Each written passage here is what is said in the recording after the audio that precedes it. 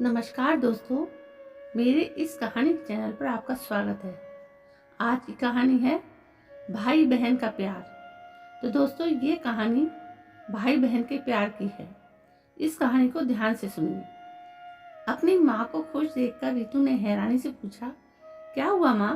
आज महीनों बाद आपके चेहरे पर ये मुस्कुराहट दिखाई दी, वरना पापा के चले जाने के बाद से तो आज तेरे दोनों मामा आए थे। मामा? क्यों? क्या कह रहे थे मामा? कि कोई काम नहीं हो रहा था तो उसमें मेरे साइन की ज़रूरत है। कुछ पेपर्स पर उन्हें साइन करवाए और चले गए। मतलब दोनों मामा यहाँ आपके साइन लेने आए थे और तुमने कर भी दिए? पढ़ा भी था? क्या लिखा हुआ था उन पेपर्स पर? अरे मेरे छोटे भाई हैं तो क्या पढ़ती। और आज 3 साल बाद उन्होंने घर में कदम रखा है और तू है कि बेफालतू की बातों में मुझे उलझा रही है। पता नहीं कब समझ में आएगा तुम्हें।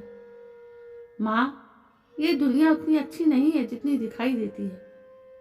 पता नहीं क्या अपने नाम लिखवा लिया उन्होंने। पागल है तू। हमारे पास है ही क्या?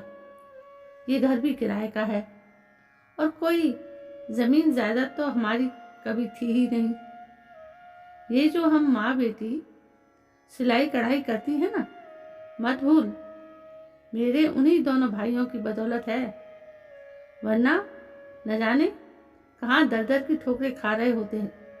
कुछ ही दिनों बाद रक्षाबंधन आ रहा है, जरूर बहानेबाजी करके मुझसे मिलने आए। मैं क्या जानती समझती नहीं हूँ। छोटे जरूर हैं मगर हैं दोनों बहुत समझदार। बीते सालों में इस महामारी में नहीं आए थे मगर शगुन बराबर मनी ऑर्डर करते रहे। और फिर तेरे पापा के अचानक चले जाने पर ये सिलाई मशीन से काम दिलवा दिया। माँ, वो सब तो ठीक है मगर मुझे कुछ गड़बड़ी लगती है। ये आजकल के रिश्ते बस दूसरों को लूटने भर को हैं।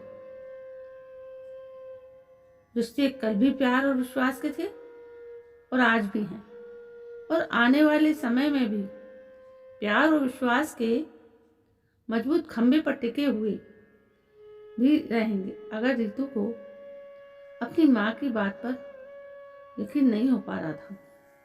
खैर, कुछ दिनों बाद रक्षाबंधन का पावन दिन भी आ गया। सुबह तकरीबन 10 बजे दरवाजे पर स्कूटी आकर रुकी। दोनों भाइयों को स्कूटी से उतरते हुए देखकर एक बार भी तो सुनीता को विश्वास नहीं हुआ, क्योंकि बीते 2 सालों में उसके भाई ना तो रक्षाबंधन और ना ही भाई दूज पर आए थे। हाँ, उसके पिताजी जरूर आ जाते थे मगर बीते कुछ महीनों पहले वो भी स्वर्ग सिधार गए। प्रणाम दीदी। अरे तुम दोनों आओ ना। दोनों को अंदर बिठाकर सुनीता ने रितु को जल्दी से मिठाई और राखी लाने के लिए पैसे पकड़ाए।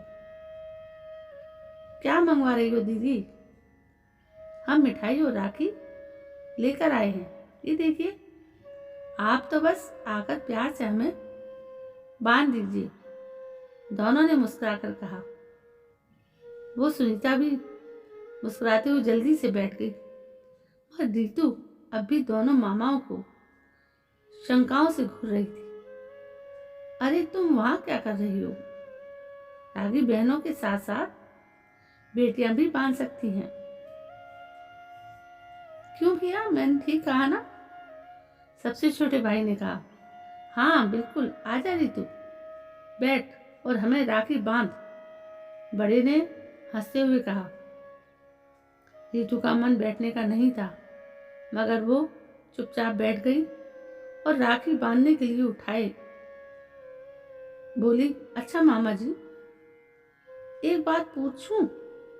ऐसा कौन सा काम था जो माँ के साइन के बिना नहीं हो रहा था? आपने माँ के किस पेपर पर साइन लिए हैं? रितु, मैंने कहा था ना। सुनीता गुस्से से रितु को देकर बोली, नहीं दीदी, उसे मत डांटिए, बल्कि मैं तो कहूँगा शाबाश बेटा, ऐसे ही हमेशा सतर्क रहना चाहिए। दरअसल तुम्हारे नाना जी ने एक बड़े बाजार में एक प्रॉपर्टी ली थी, जिसमें तुम्हारी माँ को नॉमिनी बनाया था। हम दोनों भाइयों ने बहुत कोशिश की, मगर वो अपने नाम नहीं करवा सके, क्योंकि तुम्हारी मम्मी के साइन के बिना ये मुमकिन नहीं था।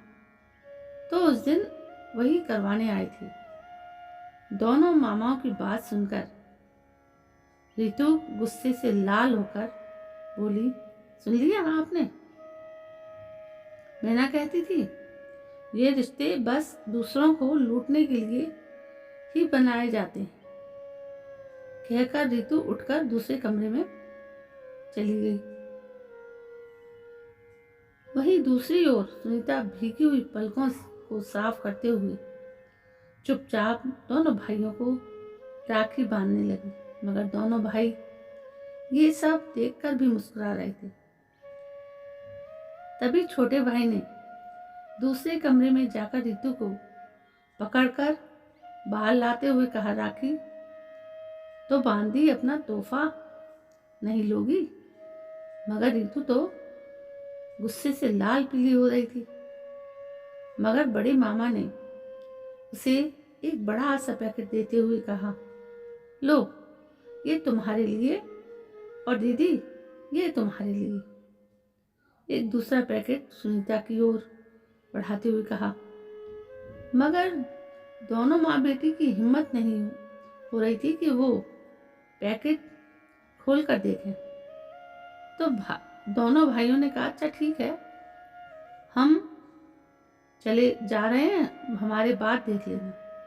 और दोनों चले गए। कुछ देर तक कमरे में मौन पसरा रहा।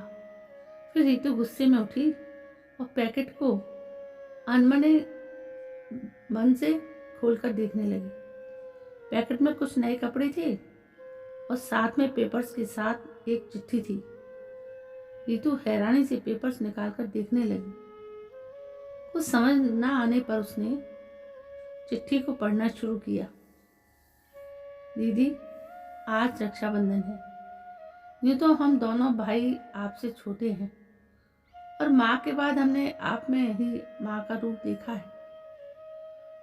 आपने भी हमें छोटे भाइयों की तरह नहीं, बल्कि बेटों की तरह प्यार और दुलार दिया है।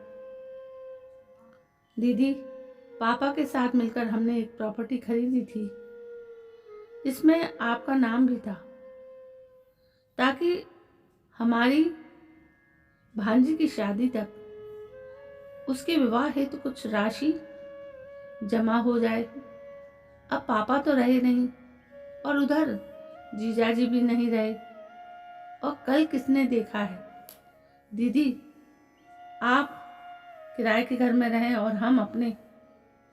इसलिए हमने उस प्रॉपर्टी पर एक दुकान और ऊपर एक घर बनवाया है, ताकि आप दुकान पर सिलाई कढ़ाई का काम कर लो और ऊपर मकान में रह सको। दुकान मकान आपके नाम पर हो, इसलिए उन पेपर्स पर आपके साइन जरूरी थे। ये वही पेपर्स हैं दीदी, आप सिलाई जानती थी, और रितु को भी इसकी समझ पड़ सके, ताकि भविष्य में आप दोनों आत्मनिर्भर बनी रह सको। इसलिए हमने आपको सिलाई का काम दिलवाया।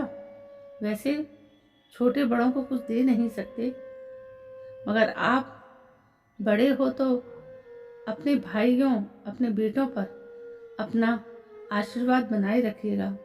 और हाँ, जब नाराज़गी दूर हो जाए तो फ़ोन कर दीजिएगा। आखिरकार शिफ्टिंग भी तो करवानी है, क्यों? आ गई ना चेहरे पर मुस्कुराहट। बस ऐसे ही हमेशा मुस्कुराते हुए रहना। चिट्ठी पढ़ रही रितु के साथ सुनीता भी रो पड़ी और उन्हें गले से बोली, मुझ में माँ का रूप दिखाई देता है। झूठे। खुद दोनों मुझे पिता बने बेटी की तरह प्यार करते हैं। माँ, मैं कितनी गलत थी। मुझे तो मगर आप भाई बहन एक दूसरे से इतना प्यार करते हैं। केवल हम ही नहीं, दुनिया का हर भाई जरूरत पड़ने पर पिता और हर बहन माँ का रूप ले लेती है, कहकर सुनीता ने रितु को दोनों भाइयों को फोन लगाने को कहा और फोन पर रो पड़ी रितु ने भी अपने दोनों मामा से माफी मांगी। आज सुनीता का भी अपना घर था और सिलाई की दुकान से आज उन्होंने अपने बुटीक खोल लिया। रितु की भी शादी हो गई और वो अपने घर में बहुत खुश है। ऊपर वाला ऐसा भाई हर बहन को दे जिससे पैसों से ज़्यादा रिश्तों का मान हो। तो दोस्तों, ये थी एक भाई बहन के सच्चे प्यार की कहानी। दोस्तों, ऐसे भी भाई बहन हैं दुनिया में जो अपनी बहन को माँ का रूप देते हैं। दोस्तों, इन कहानियों से कुछ शिक्षा हमें भी मिलती है कि हमें भी प्यार इसी तरह से बांटना चाहिए। कहानी आपको कैसी लगी? यदि कहानी पसंद आई हो तो प्लीज़ मेरे चैनल को सब्सक्राइब जरूर करिएगा। कल मैं फिर हाजिर होती हूँ एक नई कहानी को लेकर। तब तक के लिए जय हिंद, वंदे मातरम।